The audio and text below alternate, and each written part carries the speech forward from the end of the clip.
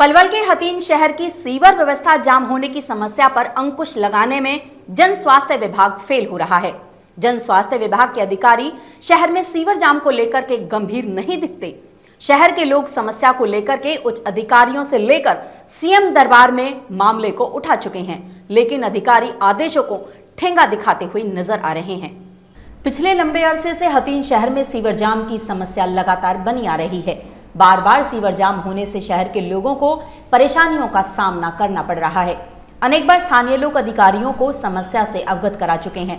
इतना ही नहीं, मनोहर लाल खट्टर ने बाबा गार्डन में लोगों की शिकायत पर सीवर की सफाई के लिए सुपर शकर मशीन मंगाकर नियमित सफाई कराने के निर्देश दिए थे।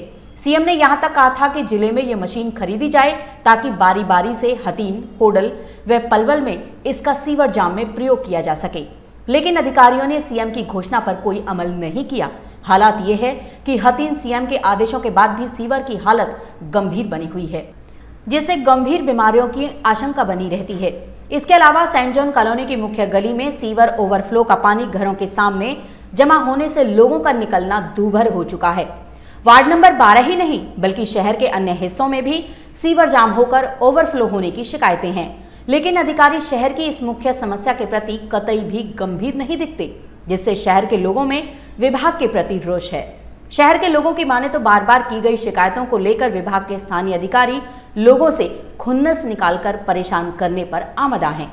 जब इस बारे में हथीन के एसडीएम लक्ष्मी नारायण से बात की गई तो उन्होंने भी इस बात को स्वीकार किया कि शहर में सीवर की समस्या बनी हुई है।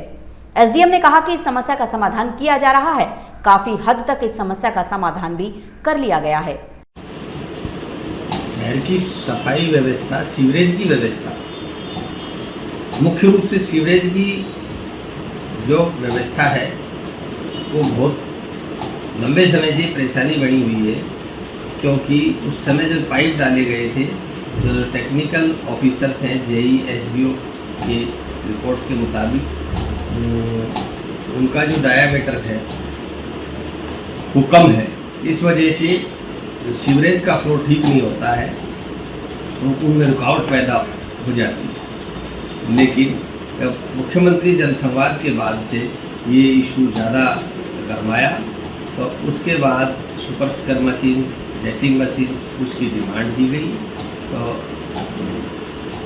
वार्ड नंबर 1 से लेकर के वार्ड नंबर 13 तक क्रम अनुसार शुरू से आखिर तक सभी सीवरेज लाइन्स की सफाई का कार्य जारी है और मैं समय समय पर अपडेट लेता रहता हूं।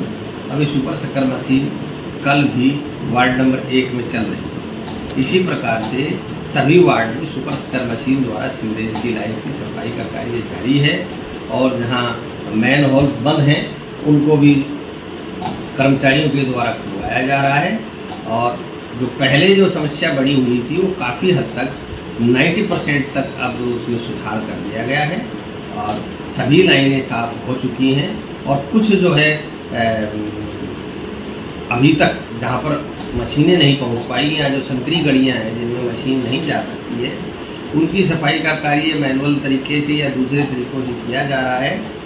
और जहाँ भी शिकायतें मुझे प्राप्त होती हैं वहाँ पर SDO public health, JE public health को तुरंत मौके पर भेजा जाता है और उसका निवारण करने का हम भरपूर प्रयास कर रहे हैं। और अभी जो समस्या बनी हुई है आपके माध्यम से, मीडिया के माध्यम से, लोगों की शिकायतों के माध्यम से हमें प्राप्त होती हैं, तो हम उनको उस दिन नहीं तो अगले दिन, उससे अगले दिन तक उसको हम करवा देते हैं। अब भी कोई किसी गली की या किसी वार्ड में इस तरह की समस्या है तो आप हमें बताएं, हम उसको पूरी तरह से ठीक करवाएं। सर, वार्ड नंबर 12 के लोगों का कहना है कि पिछले 6 महीने से समस्या बनी हुई है और जेई और एसडीओ बिल्कुल भी कोई सुनवाई नहीं कर रहे हैं।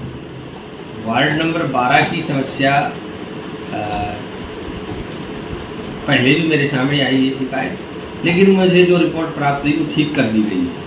लेकिन अब हम उसका मौके पर जाकर के स्वयं निरीक्षण करेंगे या फिर किसी कर्मचारी को भेजकर उसको दिखवाते हैं कहाँ पर क्या समस्या है, या मुझे जो बताया गया वो गलत इन्फॉर्मेशन दी गई है कि वार्ड नंबर 12 की सफाई हो चुकी है और सीवरेज लाइनें दूसरे तरीके से चल रही हैं। तो अब जो है दोबारा इस बारे में रिपोर्ट प्राप्त करेंगे वार्ड नंबर 12 में कहाँ पर क्या दिक्कत है और जेई और एसडीओ को इस बारे में तुरंत सख्ती के साथ निर्देश दिए जाएंगे, उस कार्य को करें।